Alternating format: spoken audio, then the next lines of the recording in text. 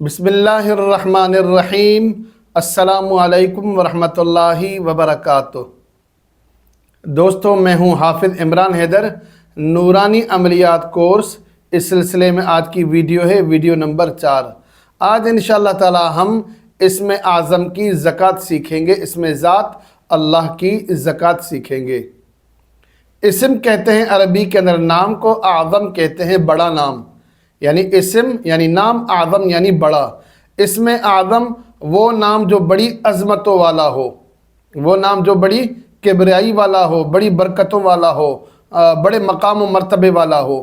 اللہ تعالیٰ کے تمام نام عظمت والے ہیں، مقام و مرتبے والے ہیں، لیکن خصوصی طور پر اللہ تعالیٰ کا نام جو ہے اللہ، یہ زیادہ برکتوں والا ہے، بہت زیادہ عظمت والا ہے۔ اسی لیے امت نے ہمیشہ اس اسم مبارک کو اسم اعظم مانا ہے۔ اللہ تعالیٰ جب اپنی پہچان کرواتا ہے بندوں کو تو اپنا نام اللہ بتاتا ہے۔ فرمایا بسم اللہ الرحمن الرحیم، قل هو اللہ احد۔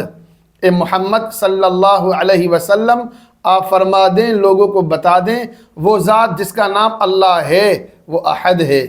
اللہ الصمد، وہ بے پرواہ ہے، بے نیاز ہے۔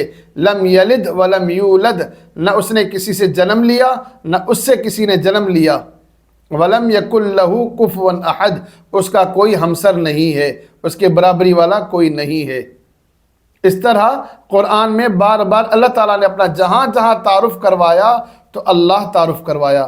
ہم کلمہ پڑھتے ہیں لا الہ الا اللہ، لا الہ کوئی نہیں ہے معبود الا اللہ سوائے اللہ کے۔ تو اللہ تعالیٰ کا اسم مبارک اللہ ہی اللہ کا ذاتی نام ہے، باقی جتنے بھی اللہ تعالیٰ کے نام ہیں وہ صفاتی نام ہیں۔ صفاتی ناموں کی بھی بہت زیادہ برکتیں ہیں، لیکن ذاتی نام کی زیادہ برکت ہے۔ جب اللہ تعالیٰ نے فرمایا قل ادعوا اللہ او ادعوا الرحمن، اللہ کو اللہ کہہ کر پکارو اور رحمان کہہ کر پکارو، ایما تدعو فلہ الاسماء الحسنی، اس کے تمام اچھے اچھے نام ہیں، جس طرح چاہے تم پکار سکتے ہو۔ تو ادھر بھی اللہ تعالیٰ نے پہلے ذکر فرمایا کہ اللہ کو اللہ کہہ کر پکارو۔ تو اللہ کو اللہ کہہ کر پکارنا بہت بڑی سعادت کی بات ہے۔ اللہ اللہ ہے، اللہ رحمان بھی ہے، رحیم بھی ہے، کریم بھی ہے، لیکن اللہ کو جو نام پسند ہے وہ اللہ کا نام اللہ ہے۔ اسی لیے اللہ تعالیٰ نے اپنا تعارف کروایا، اپنا نام ہمیں اللہ ہی بتایا۔ اب اسم اعظم کیا ہے؟ جیسے میں نے آپ کو بتایا مقام و مرتبے کے لحاظ سے اسم اعظم تو یہی ہے، لیکن امت میں ایک بات مشہور ہے کہ اللہ تعالیٰ کا ایک ایسا نام ہے جو اللہ تعالیٰ اپنے نیک بندوں کو بتاتے ہیں، اور اللہ کا وہ نام پڑھ کر جو کچھ مانگا جائے، پکارا جائے، کسی کو دم کیا جائے تو فوراً شفا حاصل ہوتی ہے، مقصد حاصل ہوتا ہے۔ اس نام کی برکت سے بڑی بڑی کرامات ظاہر ہوتی ہیں۔ تو تجربات کے اوپر بھی دیکھا اور اکابرین نے بھی بتایا جو اسم اعظم ہے وہ اللہ کا نام اللہ ہے۔ اس کے لیے کچھ خاص شرطیں بھی ہیں۔ شیخ عبد القادر جیلانی رحمۃ اللہ علیہ فرماتے ہیں اسم اعظم اللہ تعالیٰ کا نام اللہ ہے، لیکن اس کے لیے ایک کیفیت کا ہونا شرط ہے۔ وہ کیفیت یہ ہے کہ اللہ کے سوا آپ کے دماغ میں، دل میں، وہم و گمان میں کوئی اور نہ ہو۔ جب آپ اللہ کو پکاریں، آپ کے ذہن میں، آپ کے عقیدے میں، ایمان میں یہ ہو کہ اللہ کے سوا کوئی میری مدد کرنے والا نہیں ہے، اللہ کے سوا کوئی مشکل کشا نہیں ہے۔ جب زبان پر اللہ کا نام بھی ہوگا اللہ، جب ہم پکاریں گے یا اللہ، اور دل میں عقیدہ اور ایمان ہوگا کہ اللہ کے سوا کوئی مدد کرنے والا نہیں ہے، کوئی مشکل کشا نہیں ہے، پھر شیخ عبد القادر جیلانی رحمۃ اللہ علیہ کے فرمان کے مطابق اسم اعظم کی تاثیر ملے گی۔ یہاں ایک حکایت، ایک قصہ سناتا ہوں جو اکثر میں سنایا کرتا ہوں۔ یہ قصہ میرے والد صاحب نے مجھے سنایا تھا۔ تو میں نے کم عمری کے اندر والد صاحب سے سوال کیا تھا کہ بابا آپ مجھے بتائیں کہ اسم اعظم کیا ہے، یہ اللہ تعالیٰ کا کون سا نام ہے جو اسم اعظم ہے؟ تو یہ قصہ یہ سنایا کہ ایک بزرگ تھے، ان کے پاس اسم اعظم تھا۔ ان کے پاس ایک شخص آیا، ایک مرید آیا، ایک شاگرد آیا۔ اس نے ان کی خدمت کی، 2-4 سال حضرت کی خدمت میں رہا۔ جب جانے کا وقت آیا تو اپنی تمنا، خواہش، آرزو حضرت کے سامنے رکھی کہ حضرت میں نے آپ کے پاس بہت وقت گزارا، آنے کا مقصد یہ تھا کہ میں آپ سے اسم اعظم حاصل کروں۔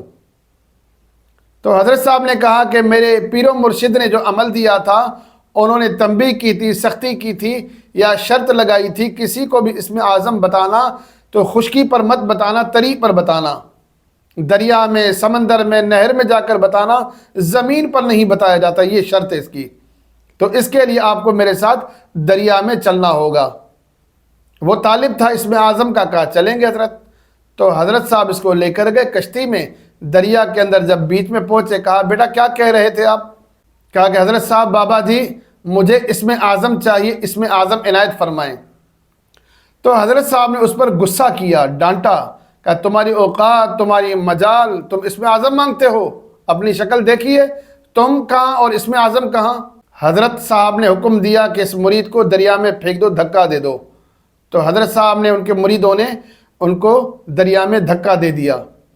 یہ شخص چیخنے لگا، چلانے لگا، حضرت صاحب معاف کر دو، غلطی ہو گئی، آئندہ نہیں مانگوں گا، میری تو کیا میرے باپ کی بھی توبہ، میں اسم اعظم نہیں مانگوں گا، بس مجھے بچا دو، میری جان بخشو، بس مجھے معاف کر دو، نہیں مانگوں گا، غلطی ہو گئی مجھ سے۔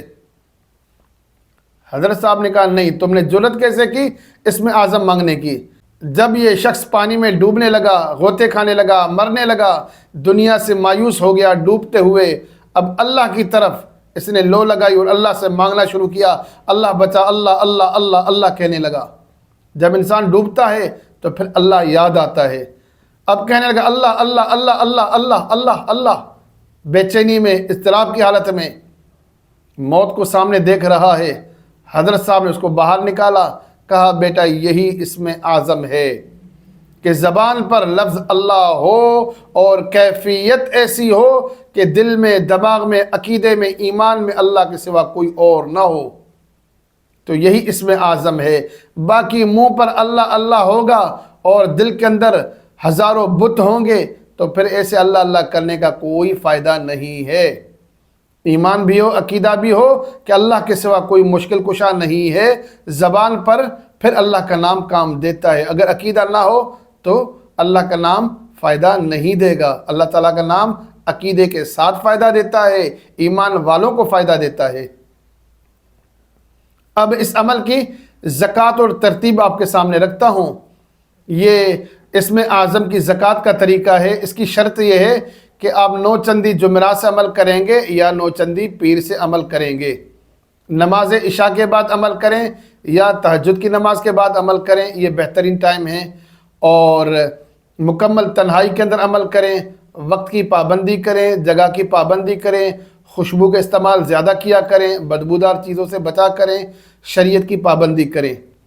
روزانہ 6666 بار 6666 بار اللہ تعالیٰ کا اسم یا اللہ یا اللہ یا اللہ پڑھنا ہے، اول آخر 11 بار درود شریف بلا ناغہ۔ یہ عمل آپ کو کرنا ہے 66 دنوں تک، 66 ڈیز، 66 دنوں تک اس عمل کو کرنا ہے۔ جب آپ کا عمل مکمل ہو جائے، زندگی بھر اس اسم مبارک کو کم سے کم 66 بار پڑھتے رہیں، یہ عمل آپ کا مکمل ہو گیا۔ اسی طرح سے اس کی دوسری زکوٰۃ بھی ہے، شرائط وہی کے وہی ہوں گے۔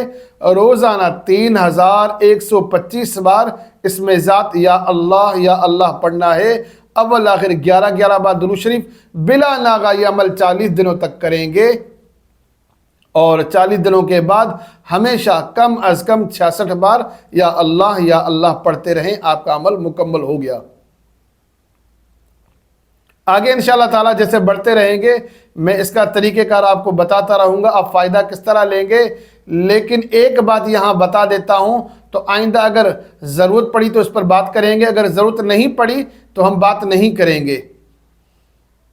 آپ اللہ تعالیٰ کا اسم ذات اللہ جب اس کی زکوٰۃ ادا کر لیں گے، کوئی بھی دم کریں گے آپ کا خطا نہیں ہوگا۔ درود شریف کا عمل کریں گے، اللہم صلی علی محمد وعلی آل محمد، یہاں پر بھی اللہ کا نام آیا۔ سورہ اخلاص کا عمل کریں گے، وہاں پر بھی اللہ تعالیٰ کا نام آتا ہے۔